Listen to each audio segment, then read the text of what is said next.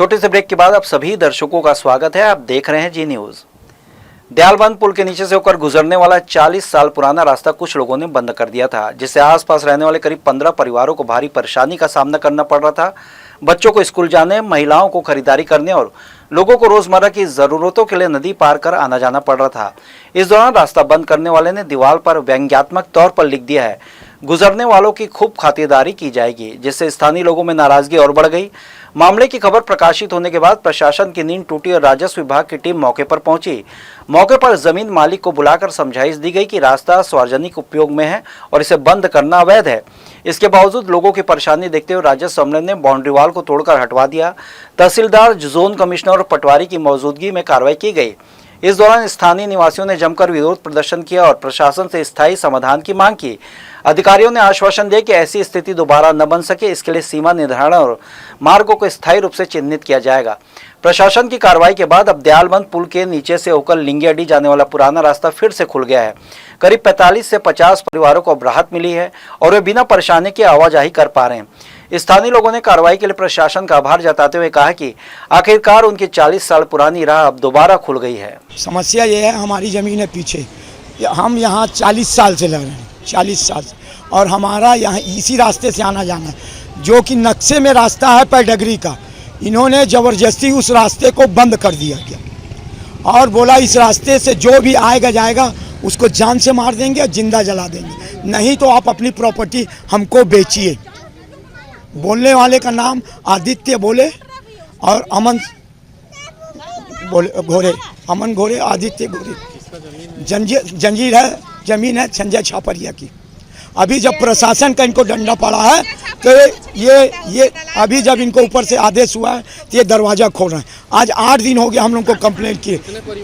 यहाँ करीब 40 परिवार रहते हैं, छोटे से लेके बड़े तक का 40 लोग रहते हैं। 15 मकाने हैं। रास्ते का समस्या है। हम लोग का 1 एकड़ 12 डिसमिल प्लाट में ज़मीन है, तो यहाँ से निकलने के लिए रास्ता हम लोग को नहीं दिया जाता है।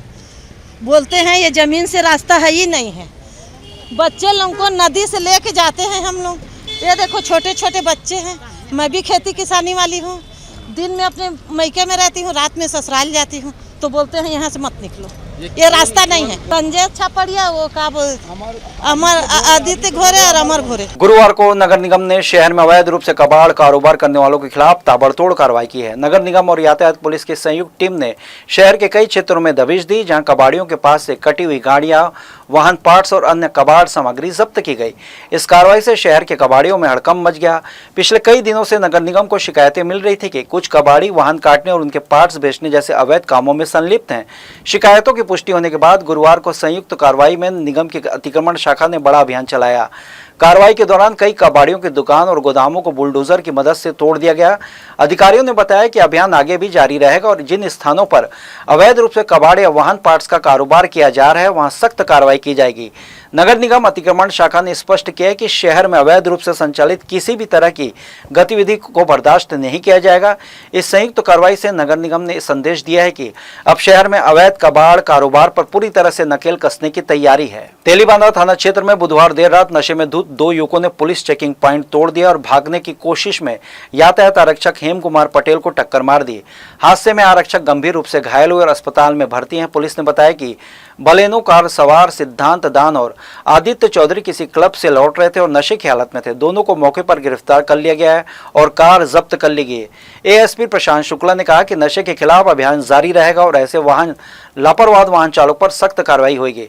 पुलिस ने नागरिकों से नियमों का पालन करने और नशे में वाहन न चलाने की अपील की है। बिलासपुर के मस्तूरी क्षेत्र के सोन गांव स्थित प्राइमरी स्कूल से शिक्षा व्यवस्था को शर्मसार करने वाली घटना सामने आई है। यहां पदस्थ शिक्षक विश्वकर्मा प्रसाद कश्यप कथित तौर पर शराब के नशे में स्कूल पहुंचे और बच्चों के सामने कपड़े उतारकर बैठ गए। आरोप है कि उन्होंने स्कूल को पढ़ाई के स्थान पर शराबखाना बना डाला, जिससे मासूम छात्र छात्राएं भयभीत हो गए। ग्रामीणों के अनुसार पहली घटना नहीं, इससे पहले भी आरोपी शिक्षक कई बार नशे की हालत में स्कूल आकर बच्चों से मारपीट और गाली गलौज कर चुका है। ग्रामीणों का कहना है कि अभिभावकों द्वारा कई बार शिक्षा विभाग में शिकायत किए जाने के बावजूद अब तक कोई ठोस कार्रवाई नहीं हुई। सोशल मीडिया पर इस शराबी शिक्षक का वीडियो वायरल होने के बाद लोगों में गुस्सा और बढ़ गया। गांव वालों ने सवाल उठाया कि जब शिक्षक ही बच्चों के सामने गलत उदाहरण पेश कर रहे हैं तो भविष्य की पीढ़ी को कैसे संस्कार और शिक्षा मिलेगी। ग्रामीणों ने चेतावनी दी है, यदि आरोपी शिक्षक को तत्काल बर्खास्त नहीं किया गया और जिम्मेदार अधिकारियों पर कार्रवाई नहीं हुई तो वे आंदोलन करने के लिए मजबूर होंगे। अब सवाल यह है कि बच्चों के भविष्य के साथ इस तरह का खिलवाड़ आखिर कब तक बर्दाश्त किया जाएगा और शिक्षा विभाग कब जवाबदेही निभाएगा।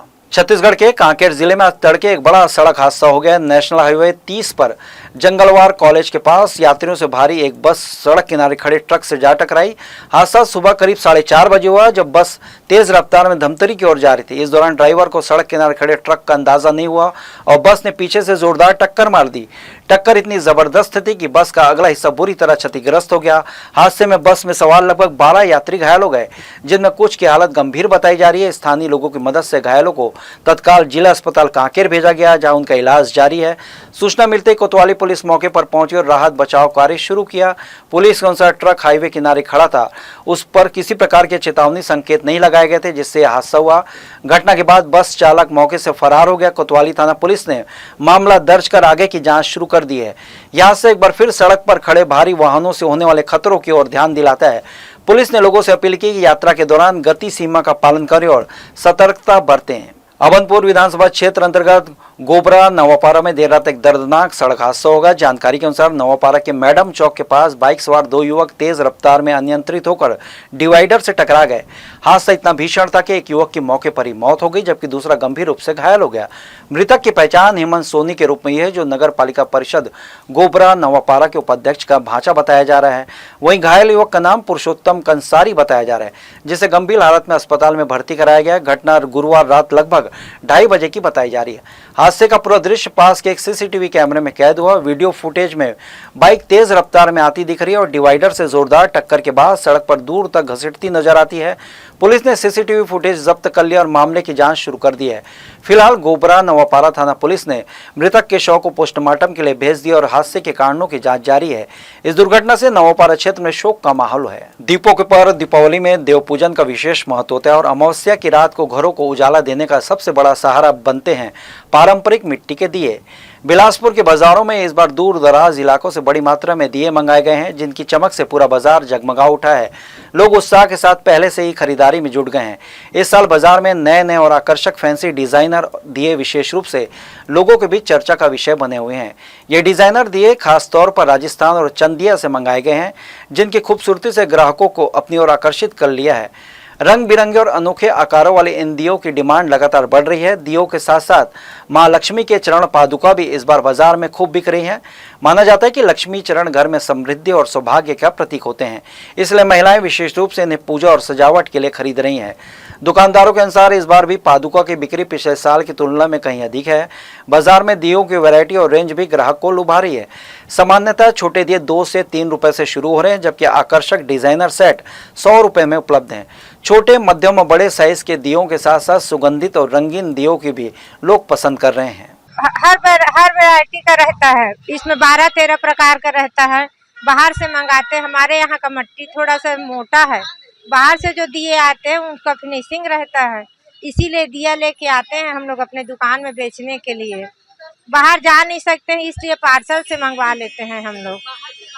राजस्थान से आता है, चंदिया से आता है और अंबिकापुर से आता है, अमरावती से आता है हमारे यहाँ सामान। प्रदेश शारीरिक शिक्षा दक्षता संघ का चुनाव गुरुवार को त्रिवेणी सभागार में संपन्न हुआ। इस दौरान संघ के सभी पदाधिकारी के लिए चुनाव प्रक्रिया पूरी कर ली गई। चुनाव से पहले आम सभा का आयोजन हुआ, जिसमें पूर्व पदाधिकारियों ने बीते कार्यकाल का पूरा लेखा जोखा प्रस्तुत किया। सभा में उपस्थित सदस्यों ने विभिन्न मुद्दों पर चर्चा की और संघ की आगामी कार्य योजना पर सुझाव दिए। इसके बाद मतदान प्रक्रिया के तहत नए पदाधिकारियों का चयन किया गया। संघ के प्रतिनिधियों ने बताया कि लंबे समय से उनकी प्रमुख मांग शासन से शारीरिक शिक्षा प्रशिक्षकों को शिक्षक या व्याख्याता के रूप में प्रमोशन देने की है। उन्होंने कहा कि वर्षों से मांग लंबी थी, जबकि वे शिक्षण कार्य में बराबरी की भूमिका निभा रहे हैं। नए पदाधिकारियों से उम्मीद जताई जा रही है कि वे शासन प्रशासन पर इस मांग को पूरा कराने के लिए दबाव बनाएंगे।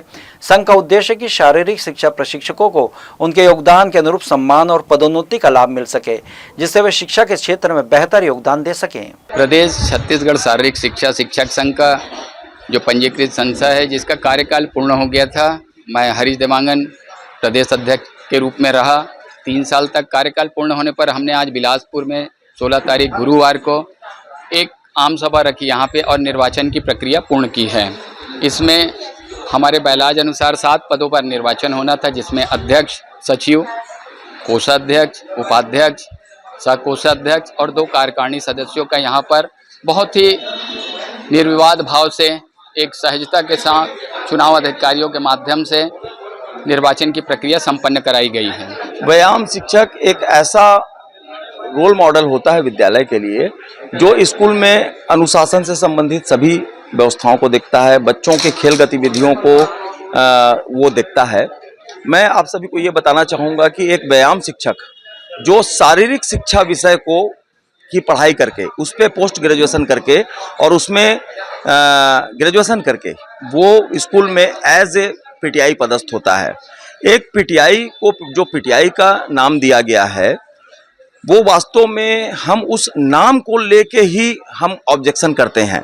एक पीटीआई कोई वहाँ पे पीटी कराने के लिए स्कूल में पदस्थ नहीं होता है, उसका अपना एक व्यक्तिगत विशेषज्ञता भी होती है शारीरिक शिक्षा विषय को लेकर। आज शारीरिक शिक्षा विषय पूरे देश में सभी बोर्डों में, चाहे वो सीबीएसई हो, चाहे वो नवोदय हो, चाहे वो केंद्रीय विद्यालय हो, इनमें संचालित है। आज पर्यंत तक छत्तीसगढ़ शासन कभी भी हमारे विषय को लेकर गंभीर नहीं हुआ है, जबकि अन्य सभी विषय शारीरिक शिक्षा विषय के आगे में फैल हैं। दीपों को पर्व दीपावली नजदीक आते ही बाजारों में रौनक बढ़ गई है। हर साल की तरह इस बार भी आतिशबाजी का माहौल देखने को मिल रहा है। त्योहारों को देखते हुए पटाखों की दुकान सजने लगी है। बिलासपुर शहर में इस वर्ष प्रशासन ने कुल 8 स्थानों पर पटाखा दुकान संचालित करने की अनुमति प्रदान की है। इनमें सरकंडा, रिवरव्यू रोड, मुंगलीनाका ग्राउंड, बुधवारी बाजार समेत अन्य क्षेत्र शामिल हैं। व्यापारियों ने स्थानों पर दुकान लगाने के लिए पहले ही आवेदन किए थे, जिन्हें नियम और शर्तों के आधार पर अनुमति प्रदान कर दी गई है। अनुमति मिलने के बाद अब इन जगहों पर अस्थायी पटाखा बाजारों की शुरुआत हो चुकी है। व्यापारियों का कहना है कि इस बार जीएसटी कम होने से पटाखों के दाम में कोई खास वृद्धि नहीं हुई है, जिससे बिक्री बढ़ने की उम्मीद है। बाजारों में इस बार फैंसी और आकर्षक पटाखों की मांग अधिक देखने को मिल रही है। दीपावली नजदीक आते ही शहर का माहौल उत्साह और उमंग से भर गया है।